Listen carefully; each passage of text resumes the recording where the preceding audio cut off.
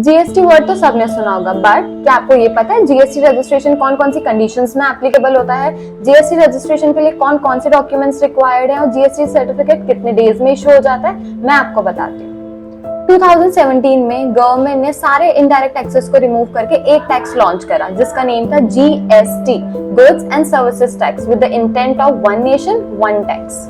अब मैं आपको बताती हूँ जीएसटी किस किस केस में एप्लीकेबल होता है। फर्स्ट, अगर आप ट्रेडिंग करते हैं और आपका टर्नओवर 40 लाख से अबव है तो आपको जीएसटी में रजिस्टर होना मैंडेटरी है। सेकेंड, अगर आप सर्विसेज में डील करते हैं और आपका टर्नओवर 20 लाख से अबव है तो जीएसटी रजिस्ट्रेशन मैंडेटरी है।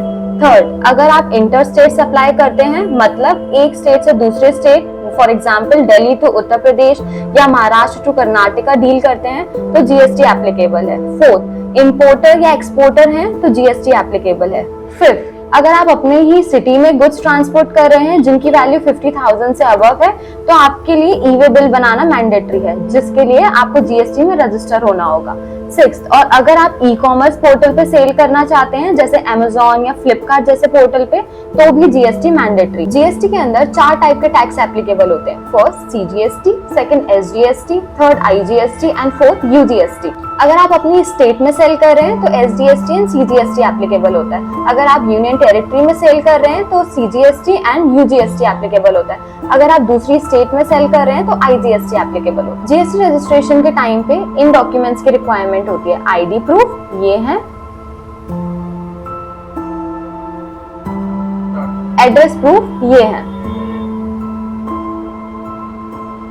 जीएसटी रजिस्ट्रेशन सर्टिफिकेट यूजुअली आपको 7 वर्किंग डेज में इशू हो जाता है, बट अगर आपको मोबाइल नंबर आपके आधार से लिंक नहीं है तो 30 वर्किंग डेज लगते हैं आपके जीएसटी सर्टिफिकेट इशू होने में। जीएसटी सर्टिफिकेट इशू होने के बाद वेंडर अपने bill pay GST tax rate लगाकर कस्टमर को सेल कर सकते हैं। जीएसटी के टैक्स स्लैब रेट्स वेरी करते हैं जीएसटी एक्ट के अकॉर्डिंग और आपने कौन सा टाइप का जीएसटी ऑप्ट किया है उसके अकॉर्डिंग, जैसे रेगुलर स्कीम या कॉम्पोजिशन स्कीम एक्सेट्रा, जिसे हम समाधान योजना भी कहते हैं।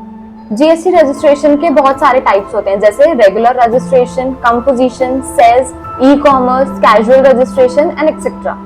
जीएसटी रजिस्ट्रेशन के अलग अलग टाइप्स मैं आपको नेक्स्ट वीडियो में समझाऊंगी। नेक्स्ट वीडियो को देखने के लिए हमारे पेज को फॉलो करें एंड वीडियोस को लाइक करें। For more related information contact Indian सलाहकार।